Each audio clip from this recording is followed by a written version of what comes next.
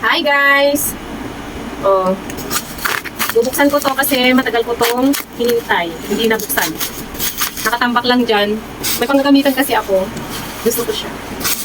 Kasi ito, kahit nasa loob ako ng kwarto, pwede kong gamitin na magbibideo ako ng mga magbibideo ako ng gagawin ko dito sa loob habang tulog yung mga anak ko or pagtulog na sila. Kasi sa tanghali sa umaga, syempre, arugutin ko pa sila.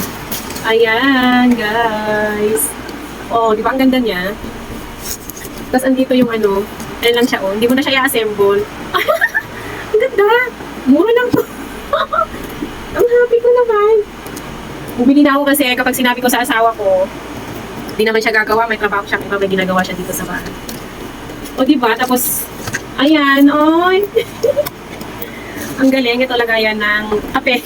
Tamang-tama kasi coffee lover tayo. O diba, tingnan mo to, anak. O, tingnan mo na to ngayon. O, diba? Pero alam ko may hindi yung anak ko. Gusto din, ganun. Ayan, kaya ayan, ganito siya. Ay, wow.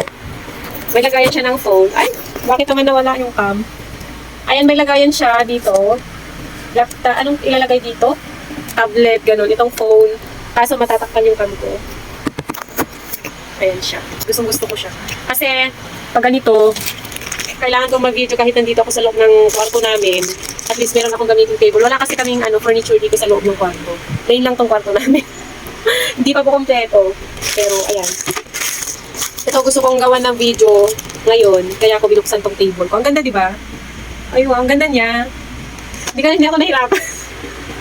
Masaya lang ako, guys. Kasi yung, ito, kahit na mura, yung gamit ko dito, syempre yung commission ko sa affiliate, ginamit ko dito. Kasi may gagawin ako dito meron akong, para pag, yung gagawin ko yung passion ko. Hindi ko na sasabihin. Kasi gagawa ako ng isang channel na walang face at yung passion ko lang yung, ipapakita ko yung mga ginagawa ko lang.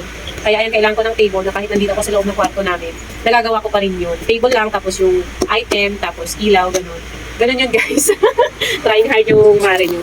Kasi, di ba, ang hirap namang, magkulong lang dito sa bahay na ikaw lang. Wala naman kasing mga friends ngayon.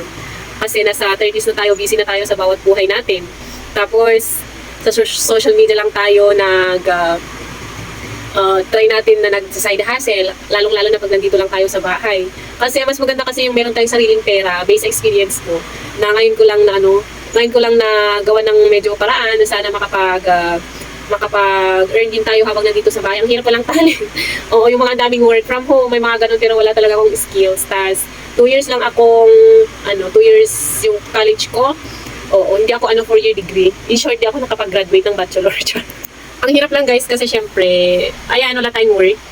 Kasi nasubukan ko dito sa YouTube. So, sana i-subscribe niyo naman ako for upcoming videos. Hindi ko pa alam kung yung mga upcoming videos na yun. Pero, yan. Hindi naman tayo maging friends, char. Kasi nga, napaka-toxic ng buhay. No? Ayan, ginawa ko na lang tong libangan. Sa totoo lang, sa pag-affiliate ko, wala naman ako masyadong earnings doon. Konti lang kasi nga, syempre, yung competition is mataas. Bago lang tayo sa pag-affiliate. Hindi ko rin alam kung paano gumawa ng mga UGC na videos. Hindi rin ako marunong mag-edit masyado. Tapos time-consuming. Yung pagiging voice-over, pag-voice-over, ganun. Tapos may baby pa ako, yun yung mahirap. Tapos hindi ko pala namamalayan, lumalaki na yung anak ko nang nagiging busy ako araw-araw. Nagiging busy sa mga parcel, kung paano gawa ng video. Pag-upload araw-araw, ganun. Ganun talaga mga mare pag gusto natin kumita ng side hustle. Gusto ko na nga itong itigil. Pero isang taon pa lang ako, bali 2 taon na pala akong affiliate. Yung una kong affiliate noon sa Facebook. Oo, sa Facebook ako unang nag-affiliate. Diba? Doon muna pinopost. Hindi ko pa alam yung sa TikTok na kung paano yung affiliate doon. Doon lang ako nag-post sa Facebook ng mga link ko. Ang una kong nakilalang affiliate is yung Ecomobi. Doon ako nag-affiliate. Tapos, may 400 ako doon. Hindi ko na ulit pinulang. Nahirapan akong magano doon. Pero buti na lang, ayun, nag-direct ako sa Shopee. So yun, doon ako unang nag-try ng affiliate. Ngayon, nagpo-post ako sa Facebook ko sa personal account. Sa personal account ko na yun, walang pumansin sa akin. Nag-upload ako, tapos naglagay ako ng link sa comment section. Walang pumapansin sa akin, wala akong benta doon. Ang bentahan ko lang is yung mga kakilala ko. Nag-send ako ng link sa kanila pag may order sila. Pag nag-order sila sa akin, tinetext nila ako, tapos itisendan ko ng link na gine-generate ko.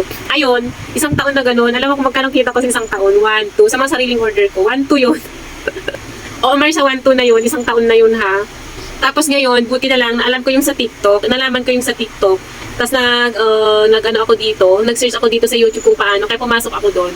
Ngayon, naka-isang taon ako sa TikTok.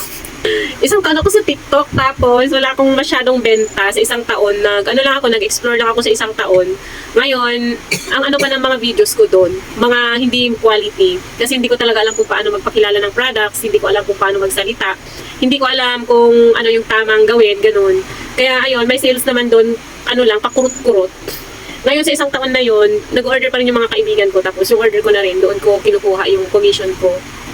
Pero hindi talaga good earnings. Yung akin kasi nasa 1,000 pa lang yung follower ko. Tapos wala naniniwala sa... Hindi ko alam kung paano sila mapapabili. Tapos ayun, ang ginawa ko ngayon naman is...